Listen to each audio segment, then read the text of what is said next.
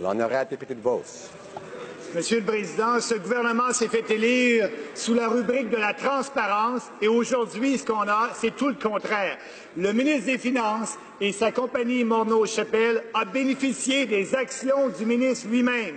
Sa compagnie a fait de l'argent et le ministre détient encore des actions de cette compagnie-là.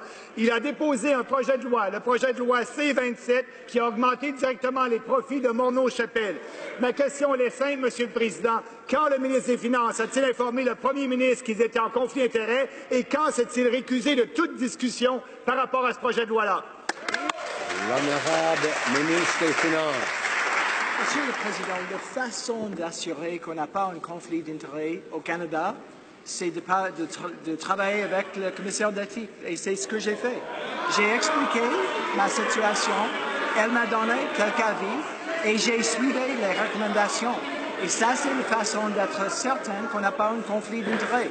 Je vais faire des choses en plus, avec une fiducie en son égard et avec une situation où je vais travailler avec le commissaire pour vendre les actions de moi et ma famille dans la compagnie Morneau-Chapelle. Ça va être certain qu'on peut avoir la confiance dans ma position. Député de Beauce.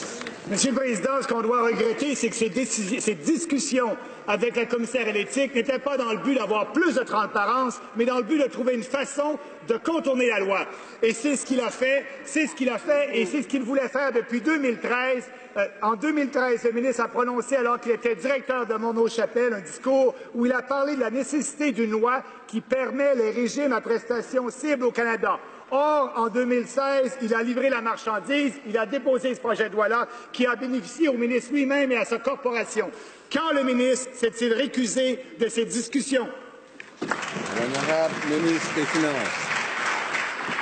Monsieur le Président, je vais continuer dans mon situation de travailler pour les familles canadiennes, pour la classe moyenne au Canada, parce que je sais que c'est très important. Nous avons fait beaucoup de choses très importantes dans notre pays. Une réduction d'impôts pour la classe moyenne, l'introduction d'allocations canadiennes aux enfants, une amélioration de notre système de retraite pour les Canadiennes.